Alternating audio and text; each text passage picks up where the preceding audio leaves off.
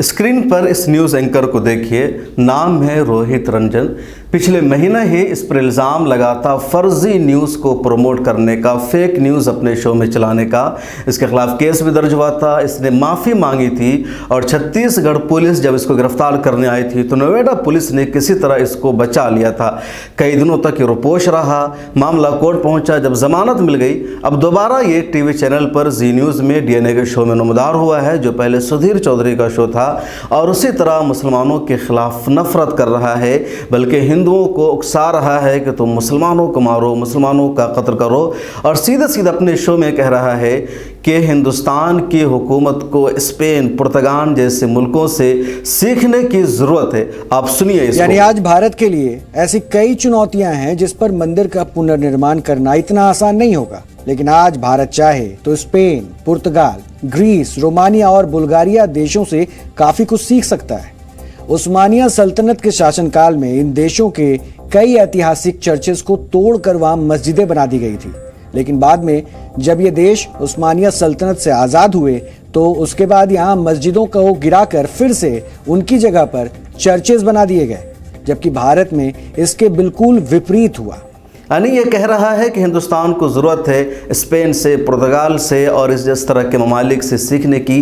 क्या सीखने की ज़रूरत है? वो आगे शख्स कह रहा है कि जिस तरीके से स्पेन, पुर्तगाल समेत कई सारे मुल्कों में जब मुसलमानों की हुकूमत थी तो वहाँ चर्च को तोड़कर मस्जिद बना लिया गया था। जब दोबारा उनकी हुकूमत आई तो उन मस्जिदों को मुनहदम करके चर्च में तब्दील कर दिया गया।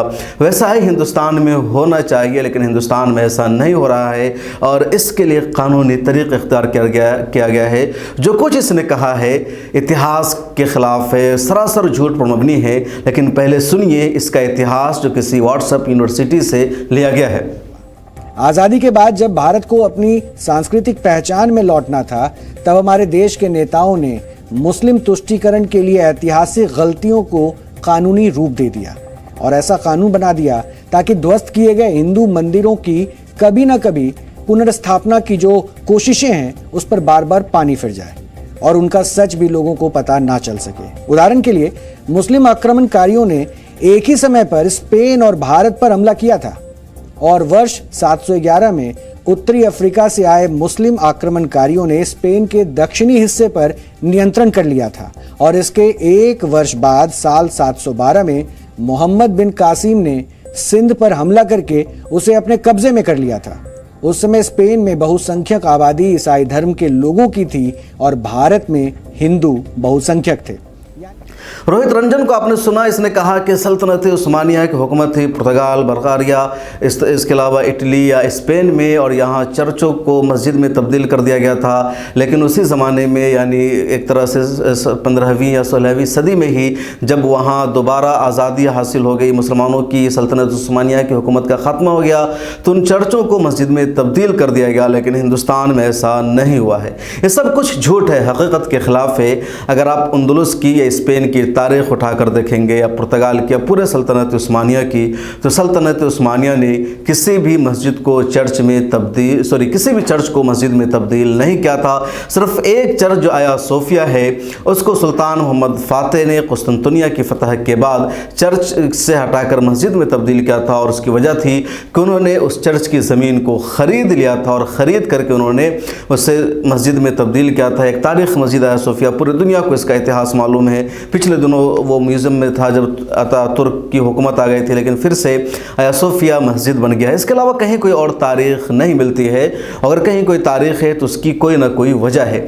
जहाँ तक बात है अंदलुस से हिंदुस्तान को सीखने की, तो आखिर रोहित रंजन क्या सबक दे रहा है कि हिंदुस्तान को अंदलुस से सीखने की ज़रूरत है। अंदलुस एक ऐसा मुल्क है जिसे तकरीबन 7वीं सदी यानी 712-13 ईस्वी में तारिक बिन ज़ियाद ने और मूसा बिन नसीर ने फ़तह किया था, और उसकी फ़तह की वजह यह थी कि वहाँ के अवाम पर वहाँ का बादशाह जुल्म कर रहा था, उनकी लड़कियों के साथ वो रेप करता था। वहाँ के लोगों ने, ईसाई बाशिंदों ने मूसा बिन नसीर जिस वक्त अफ्रीका के गवर्नर थे उनसे शिकायत की थी, तब उन्होंने उनकी मदद की और उस पार यानी अंदलुस पहुँच करके वहाँ जीत का, फ़तह का परचम लहराया और तकरीबन 700 से 800 साल तक मुसलमानों ने वहाँ हुकूमत की।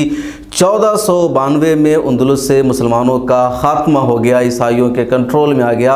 और जब अंदलुस से मुसलमानों का खात्मा हुआ तो अंदलुस के मुसलमानों पर जुल्म और सितम के पहाड़ तोड़े गए थे। 3 ऑप्शन दिया गया था मुसलमानों को, या तो दोबारा से ईसाई बन जाए, इस्लाम मज़हब को छोड़ दें, या फिर इस देश को छोड़ करके कहीं और चले जाएं, या फिर उनका कत्ल कर दिया जाएगा। और ऐसा ही हुआ, अंदलुस से इस्लाम और मुसलमानों का नामो निशान मिटा दिया गया और एक एक करके मस्जिद को चर्च में तब्दील कर दिया गया। लेकिन मुसलमानों ने कभी भी किसी चर्च को मस्जिद में अंदलुस में तब्दील नहीं किया था। वहाँ की तारीख़ी मस्जिद मस्जिद क़र्तबा कहलाती, जिसको मुसलमानों ने बनाया था। और ऐसे कई सारे मस्जिद है, खा वो गरनाता जो वहाँ का तारीख़ी शहर है, वहाँ की मस्जिद हो या इशबेलिया में हो, ऐसे जो भी शहर है सब जगह मुसलमानों ने खाली ज़मीन पर तारीख़ी इमारतें बनाई थी। आज भी तारीख़ी किले, तारीख़ मस्जिदें और इमारतें मौजूद है और उसमें से कई मस्जिदों को चर्च में तब्दील कर दिया गया है।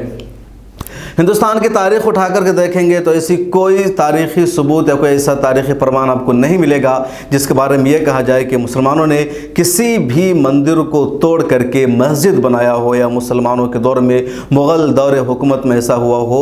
तारीख़ से कोई भी एक सच्चाई नहीं मिलती है। जहाँ कोई सच्चाई मिलती है वो तारीख़ 100 साल पहले की, जो एक तरह से मन घड़त या फ़र्ज़ी कहानी आप कह सकते हैं। हिस्ट्री में इसका कोई सबूत नहीं है, इसकी कोई शहादत नहीं मिलती है, इसके बावजूद लगातार आरोप लगा दिया जाता है। अब रोहित रंजन डीएनए में ये कह रहा है कि भारत की हुकूमत को स्पेन से सीखने की ज़रूरत है। क्या कि स्पेन ने जिस तरीके से मस्जिदों को चर्च में तब्दील कर दिया, वैसा ही भारत की हुकूमतों को चाहिए कि मस्जिदों को मंदिर में तब्दील कर दे।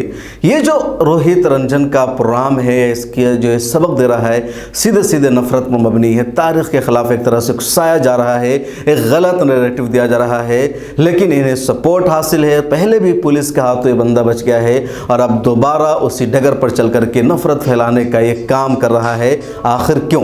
हिंदुस्तान में 1857 तक मुसलमानों का राज बरकरार था, मुगलिया सल्तनत थी। और 1857 में जब लड़ाई हुई तो अंग्रेज़ों ने मुकम्मल तौर पर भारत पर कब्जा कर लिया था और लाल किला पर अपना परचम लहरा दिया था। तब से 90 साल तक अंग्रेज़ों का राज रहा। फिर 1947 में भारत आज़ाद हो गया और 1947 में कानून बन गया था कि 15 अगस्त 1947 को भारत में जिस इबादतगाह की जो हैसियत थी हमेशा उसकी हैसियत वही रहेगी, उसके स्टेटस को तब्दील नहीं किया जाएगा। सिर्फ बाबरी मस्जिद को उससे अलग किया गया था, यानी 15 अगस्त 1947 को जो मंदिर था वो मंदिर रहेगा, जो मस्जिद था मस्जिद रहेगा।